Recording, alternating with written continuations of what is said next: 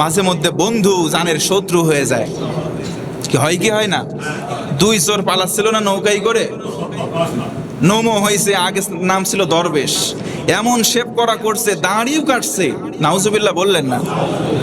কি কুকর্ম করে ফেলছে রে আহারে! কত কোটি টাকা একজন মানুষের লাগে, কত টাকা লাগে একজন মানুষের, আল্লাহু আকবার, কত টাকা লাগে একটা মানুষের। এত বড় বড় চোর, আর সেই সমস্ত চোরদের মুখে এত বড় বড় কথা, মনে হয় জুতা তুলে তাদের মুখের উপর পিটানো দরকার। প্রিয় বন্ধুগণ, এই কথাগুলো দেশ ও জাতির, আমরা হচ্ছি বাংলাদেশের বৈধ নাগরিক, বৈধ এই দেশের একজন এক একটা নাগরিক। আমরা দেশের পক্ষে, দশের পক্ষে, আমাদের নিজের পেটের কথা বলতে গেলেও মুখের উপরে চাপ দিয়ে ধরা হয়েছে। ওইগুলো বড় বড় চোর, এত বড় বড় চোর, টাকা লাগে কত? সব টাকাগুলো আমাদের জনগণের টাকা, সবগুলোরে ধরা হোক। ইসলামী শাসন অনুযায়ী কোরআনের বিচার করলে পরবর্তী প্রজন্ম যতদিন আসবে, আমার মনে হয় একজনও চুরি করার সাহস পাবে না।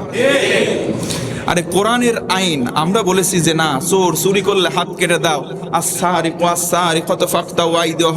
নামাজে পড়ছি আমরা, হাফেজে কোরআনরা তারাবির তিলাওয়াত করছি, নামাজ শেষে আমাদেরকে 27 রমজানে কত টাকা আপনারা হাদিয়া দিছে। অথচ ওই আয়াতের ব্যাখ্যা তাফসির করে করে বিশ্ববরেণ্য মুফাসসিরে কোরআন আল্লামা সাঈদীকে আপনারা ফাঁসি পর্যন্ত রায় দিয়েছিলেন। সর্বনাশ! যেই কালেমা পড়ে একজন মুসলমান, একজন ইমানদার, একজন ইমাম সাহেব কালেমার দার্স দিচ্ছে, ওই কালেমার ব্যাখ্যা দিতে গিয়ে অনেকজন অলরেডি জীবন দিয়ে চলেই গেছে, আল্লাহর কাছে শহীদ হয়ে গেছে।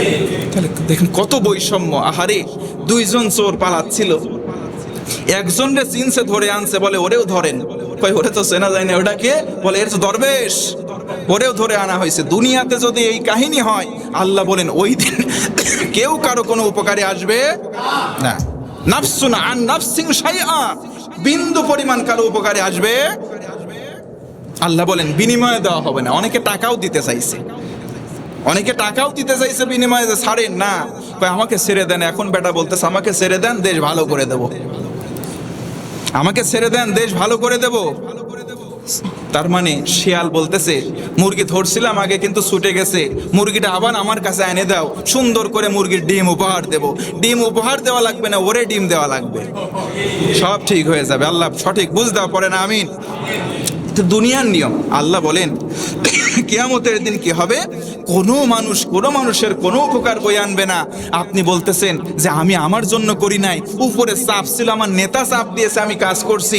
কিয়ামতের দিন ওই নেতা আপনাকে ভুলে যাবে, ওই নেতা আপনাকে ভুলে যাবে। আপনার পাশের যারা সহকর্মী, আপনারা অন্যায় কাজ করেছেন, আল্লাহ বলেন সেদিন তাদের কোনো উপকার এই ব্যক্তিকে উপকার বয়ে এনে দিতে পারবে না, বরং সবাই হবে ক্ষতিগ্রস্তদের অন্তর্ভুক্ত। আমরা জোরে বলি না আউযুবিল্লাহ।